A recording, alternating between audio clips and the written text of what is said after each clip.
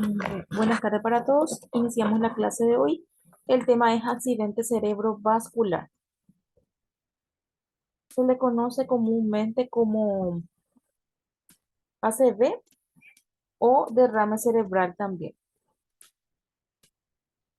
Antes que nada, es importante que sepamos que dentro del cerebro, cuál es el funcionamiento de la misma, ¿sí? Llamamos fisiopatología del riesgo cerebral. Dentro del cerebro nosotros tenemos lo que es millones de células que se llaman neuronas. Estos a su vez contienen abundantes vasos sanguíneos que aportan oxígeno para el buen funcionamiento de nuestro cerebro, ¿sí? Estas neuronas, estas células necesitan oxígeno y glucosa para sobrevivir mediante la sangre arterial. ¿Qué es el ACV? Es una enfermedad que afecta a los vasos sanguíneos que suministra sangre en el cerebro, ¿sí? Se le conoce también como ictus, infarto cerebral, ataque cerebral, síndrome del cerebro maltratado y en inglés se le conoce como stroke. El 20% de los accidentes cerebrovascular suele ser hemorrágico y 80% isquémico en su mayoría. Aquí el blanco de las agresiones son los vasos sanguíneos, ¿sí? Que irrigan la masa encefálica. La epidemiología habla de que el 80% Hola, son profe. isquémicos. Sí. Hola, En- profe, discúlpame. sí, Una pregunta quería hacer. ¿Cuál es la diferencia entre el accidente cerebrovascular isquémico transitorio y el transitorio, profe? transitorio y no transitorio, me dijiste, ¿o ¿cuál es tu consulta?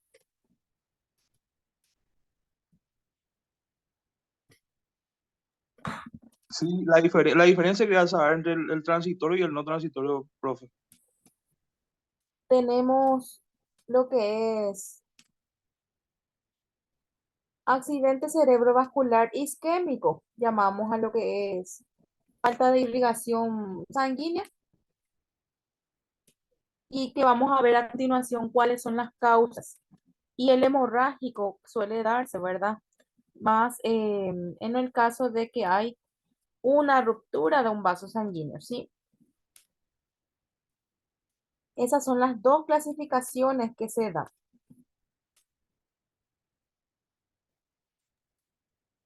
Gracias, profe. Gracias, profe.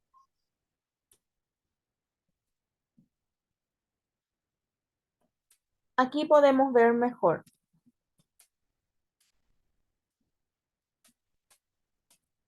Tenemos lo que es el isquémico y el hemorrágico. El isquémico es, en la imagen se puede visualizar que ocurre lo que es una oclusión de un vaso sanguíneo, ¿sí? Se le conoce también comúnmente como transitorio también, ¿sí? Muchas veces. Pero ya su clasificación es isquémico. Isquémico es falta de irrigación sanguínea.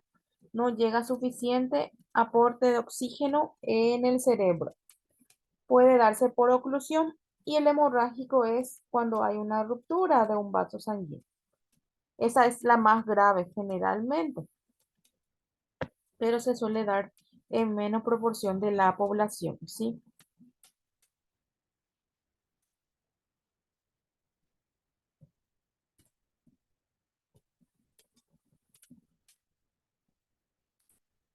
Aquí podemos ver lo que es el isquémico, es una ACV en cuanto lo que podemos observar en un isquémico es lo que es pérdida de irrigación sanguínea, falta de oclusión, ¿verdad?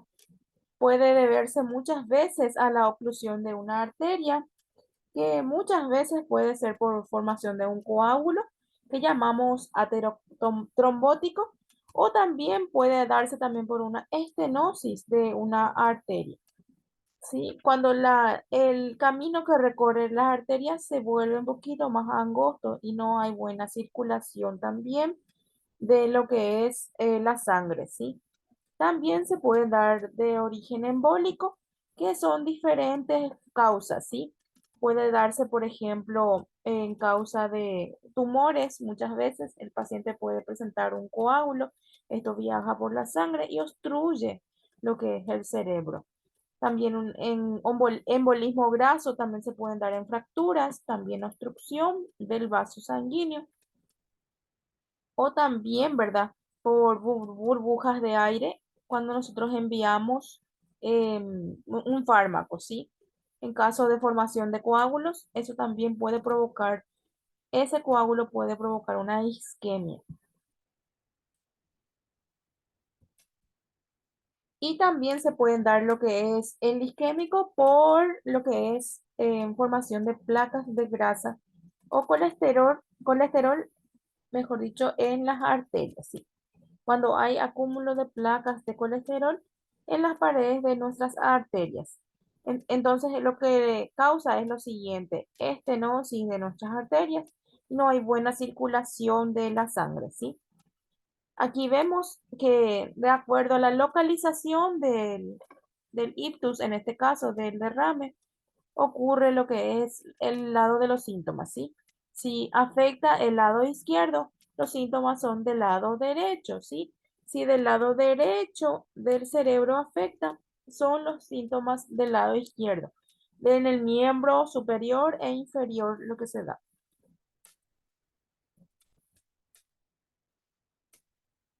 Aquí podemos ver algunos ejemplos. En el hemisferio derecho, ¿cuáles son las partes que afecta? ¿Sí? Puede afectar lo que es la parte auditiva, ¿sí? Puede también afectar la memoria, ¿sí?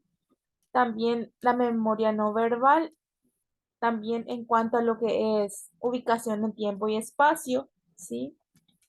Y también cambios emocionales en el paciente cuando es el hemisferio derecho.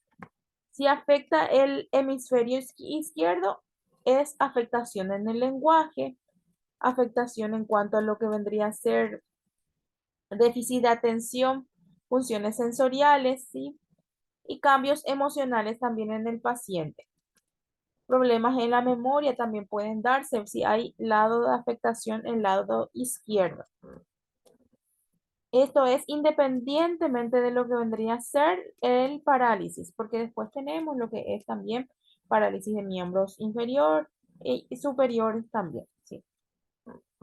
Aquí vemos en la imagen lo que es una obstrucción por un coágulo o también obstrucción por depósitos de grasa, ¿sí? En nuestras arterias. Entonces, si hay una de ellas, como ejemplo, aquí vemos, si se obstruye una arteria importante que irriga la masa encefálica, ¿verdad? Nosotros podemos tener un ACV isquémico. No llega suficiente aporte de oxígeno, porque sabemos que el oxígeno llega por medio de la sangre en el cerebro.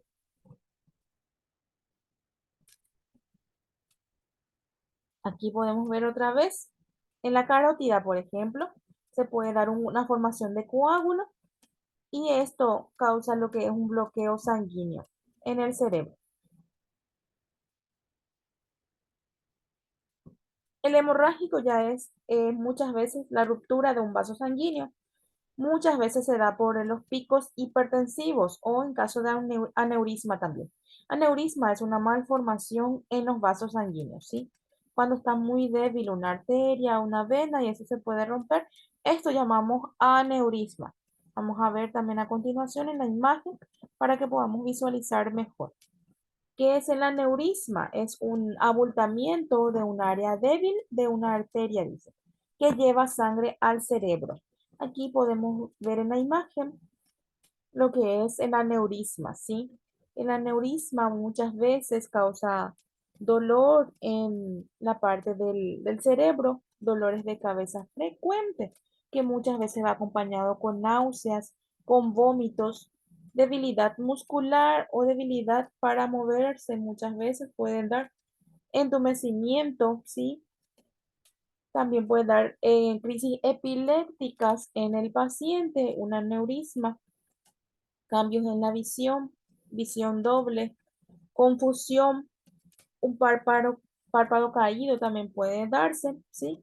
Si esto nosotros no identificamos a tiempo, ¿verdad? El aneurisma, que es una malformación en nuestras arterias, se puede romper a la larga y causar un sangrado, ¿sí? Hay aneurismas que son muchas veces no son, no pueden causar lo que es problemas graves en el cerebro, pero algunas que otras sí, a la larga puede llevar, ¿verdad?, a un ACV hemorrágico.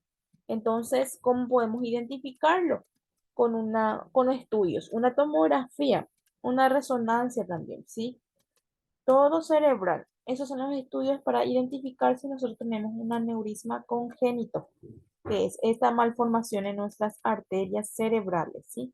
Para poder tratarlos. Eso es cirugía únicamente su tratamiento del aneurisma, ¿sí?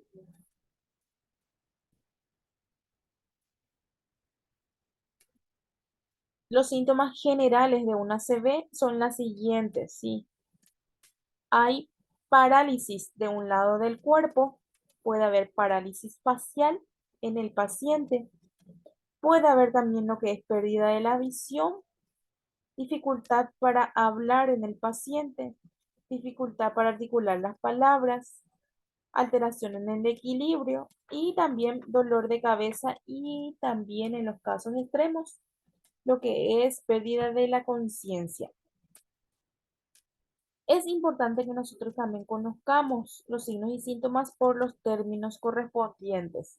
Cuando hay una debilidad en una parte de nuestro cuerpo, que es una de las extremidades del cuerpo, puede ser el lado derecho, llamamos hemiplegia, o cuando se da debilidad del lado izquierdo, solo izquierdo, las manos y los pies, llamamos hemiplegia, ¿sí?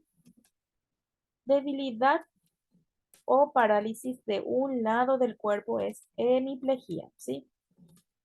Tenemos otro término que llamamos disfasia, cuando es alteración en el lenguaje.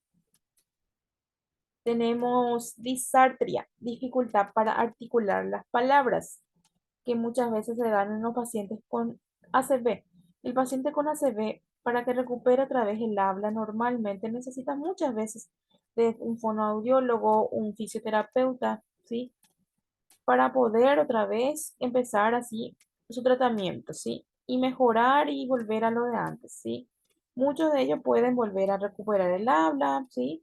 Articular bien otra vez la palabra, ¿sí?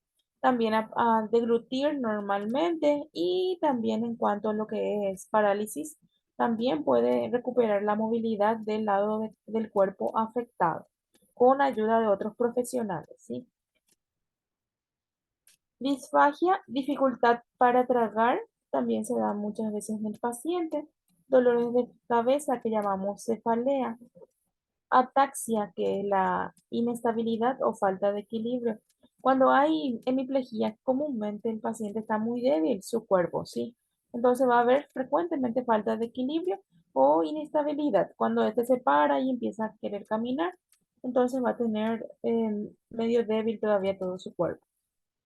Dismetría también, que es falta de coordinación en las extremidades. Estos son los signos más comunes que se dan en el paciente con ACV, ¿sí?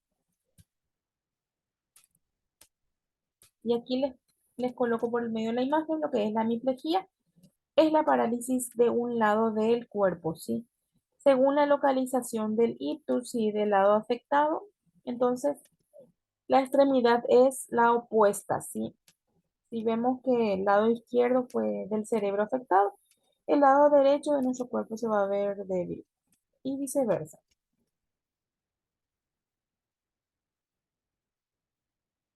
Los factores de riesgo. Está lo que es genético, está la hipertensión arterial. En primer nivel está la hipertensión. Sí, más todavía si no es tratada nuestra hipertensión, nosotros corremos el riesgo de que tengamos un pico hipertensivo para el paciente que tiene un ACV hemorrágico. Dijimos que el hipertensivo, los picos hipertensivos muchas veces puede dar la ruptura de un vaso sanguíneo. Entonces es muy peligroso la hipertensión si nosotros no tratamos. Un colesterol alto también en aumento. Cuando hay acumulación de placas de grasa en nuestras arterias, hay también disminución del flujo sanguíneo. Entonces, esto si nosotros no tratamos con dieta, con medicamentos, bajando de peso, también a la larga va a causar daño en nuestras arterias. Puede causar daño en las arterias más importantes, que son la del cerebro y también la del corazón, ¿sí? Y causar un infarto, tanto cerebral como también cardíaco. El colesterol es muy, entonces, peligroso, gente, ¿sí? Va en conjunto con la obesidad también, ¿sí? Cuando nosotros estamos excedidos en peso, entonces nos tenemos que preocupar por nuestra salud. El hábito de fumar también, el alcohol, todo esto es nocivo para nuestra salud, para nuestras arterias. La dieta también, la dieta baja en vitaminas, sí, los eventos vitales como una ansiedad, en el caso del el paciente que anda muy estresado, muchas veces trabaja en exceso, muchas veces puede llevar, ¿verdad?, al aumento de la presión arterial y eso también afectará la salud. Clase social baja también es otro de los factores de riesgos. Problemas cardíacos, sí. Aquí vemos algunos ejemplos como la fibrilación auricular, lo que es accidentes isquémicos transitorios, también están en los que es factores de riesgo, ¿sí? Los derrames facial que comúnmente conocemos, ¿verdad? Que se suele dar en los pacientes, ¿sí? Muchas veces, más de una vez, uno tiene lo que es ACV, ¿sí? Muchas veces leve afecta de forma transitoria nada más en el paciente, ¿sí? Pero si nosotros no tratamos esto, no nos cuidamos, puede llevar, ¿verdad?, más de una ocasión a tener el paciente accidente cerebrovascular, una diabetes también mellitus, y infecciones también puede llevar a una ACV. Un paciente con ACV, para que sepan, es importante que sepan que es una patología muy cara, ¿sí? Entonces requiere atención de urgencia, requiere de estudios muy especializados, ¿sí? Entonces, un paciente que está sufriendo ACV es igual que un infarto de miocardio, ¿sí? Debemos de llevar en un lugar que por lo menos tenga una urgencia, ¿sí? En lo ideal que sea un hospital un poco más especializado para la atención de una urgencia, ¿sí? Donde se pueda realizar lo que es una tomografía, por ejemplo, ¿sí? Análisis de sangre completo, ¿sí? Un electro, un ecocardio, un rayo X, que son los más comunes estudios que se va a realizar para poder identificar la causa de la ACV, ¿sí? Una tomografía nosotros necesitamos, por ejemplo, el médico requiere para saber si es un ACV isquémico o hemorrágico, si hay una oclusión del vaso sanguíneo o si hay también en la ruptura de un vaso sanguíneo, porque los tratamientos son totalmente diferentes. Si hay una oclusión, se trata de nosotros desobstruir la arteria. Y si es que hay, en el caso de que hay una ruptura, es otro el tratamiento, ¿sí? Una atención inmediata es fundamental ante un accidente cerebrovascular, ¿sí? Entonces, es una emergencia, sinónimo de emergencia. Urgencia es llevarle rápido al paciente al hospital, pero emergencia es mucho más todavía, lo antes posible, ¿sí? Tratar de evitar perder los minutos en la casa o en la calle, donde nos toque nosotros tratar de llevarle lo más rápido posible al paciente al hospital, ¿sí? Es una emergencia igual que un infarto de miocardio, dice, ¿sí? Igual que un infarto cardíaco es una ACV. Y también igual que un trauma múltiple, dice, ¿sí? Entonces, estos son ejemplos de algunas emergencias hospitalarias, ¿sí? Aquí se justifica lo que es tiempo es cerebro, dice. Hay unas pequeñas palabras que identifican lo que es accidente cerebrovascular. Entonces, el ACV, nosotros tenemos que saber que es una emergencia y el tiempo que nosotros le llevemos al hospital depende de la vida del paciente, ¿sí? Reducimos lo máximo el tiempo posible para el traslado del paciente una vez que inicien los síntomas, ¿sí? Como dijimos, si vemos una hemiplegia en el paciente, si este pierde la conciencia, si este puede, lo que vendría a ser, tiene dificultad para hablar, para articular las palabras, para moverse, ¿sí? Si tiene náuseas y vómitos, todo eso, entonces tenemos que llevarle rápido al paciente al hospital. ACV, por sus siglas, es actúe con velocidad, ¿sí?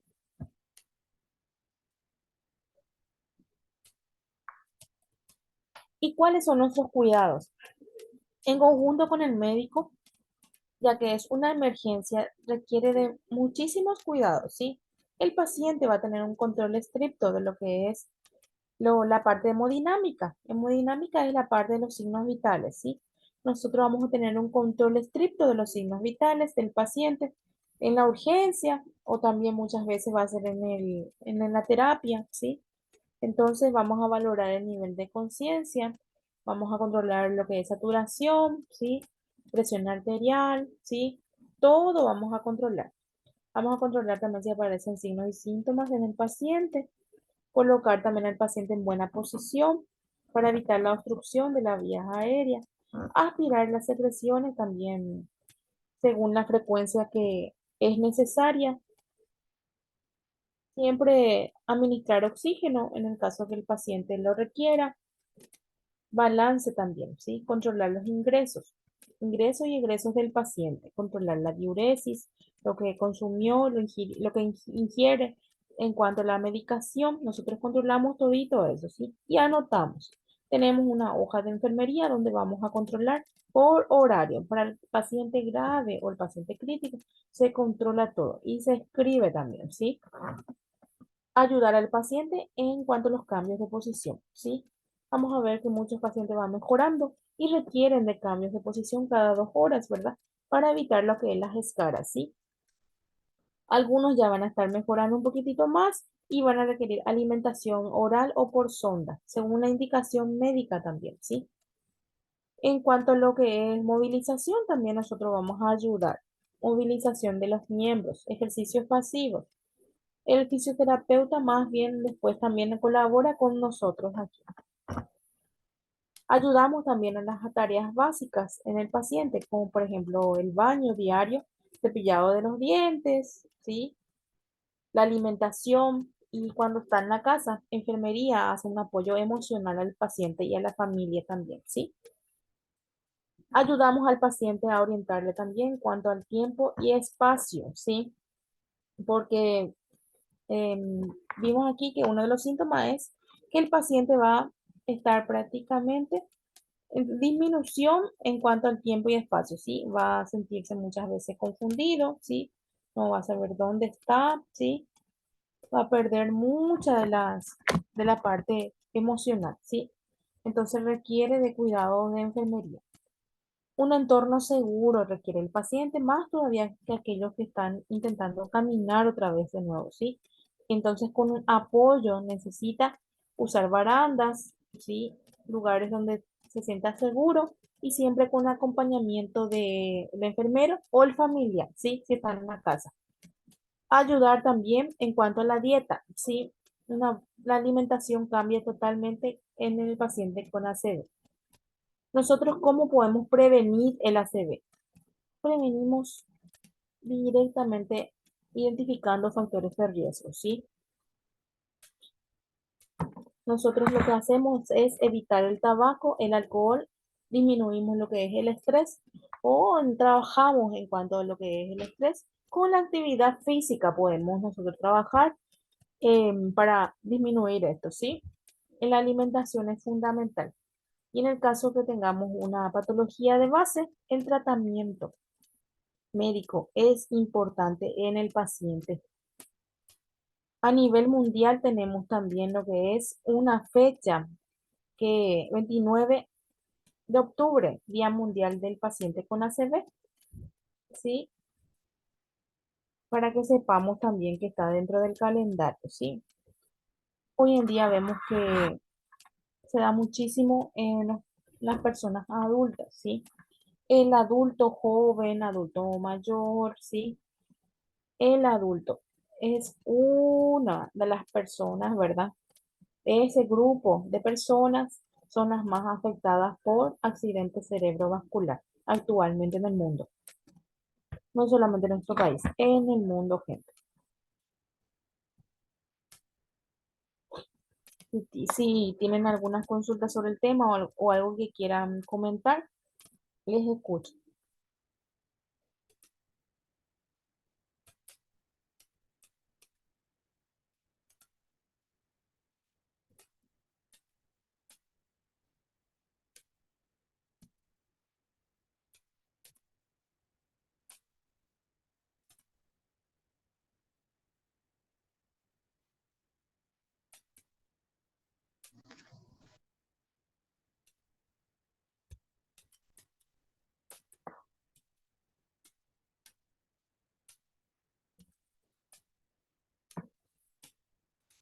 Bueno, a modo de ir culminando, voy a hacer unas pequeñas consultas para ver si aprendieron algo, ¿sí? Clarisa Núñez, ¿sí? Quisiera que me digas algunos signos y síntomas que voy a identificar en un paciente con ACV.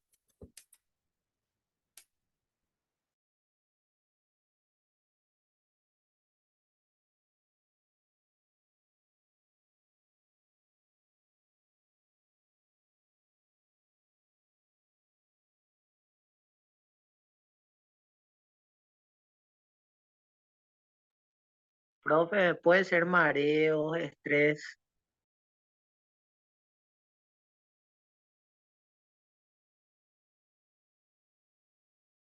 ¿Qué más? ¿Qué síntomas más? Hola, profe, puede ser adormecimiento en la cara o la pierna, en el brazo. Ujú. ¿Qué síntomas más? El párpado caído, por ejemplo, y declinación de máscara facial. Excelente, ¿sí? ¿Y qué estudio se va a realizar al paciente, sí? Nosotros vemos eso, entonces llevamos al paciente al hospital y qué estudios ustedes piensan que se les va a realizar. Una tomografía primeramente, la inspección médica y el médico tiene que evaluarle y mandarle directo a tomografía a ver hasta qué punto está su ACV. Muy bien, sí, muy bien, ¿sí? Llevarle lo más rápido posible al hospital a nuestro paciente, no olvidemos eso, ¿sí?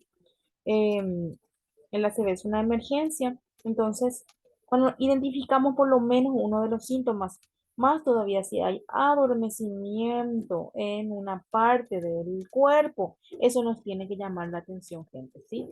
Si hay dificultad para articular las palabras, el paciente no puede hablar bien, ¿sí? En la fase facial, nosotros ya podemos ver en el paciente, nos tiene que llamar la atención y llevarla al hospital, ¿sí? Lo más rápido posible. Nosotros evitar perder tiempo en nuestros pacientes, ¿sí?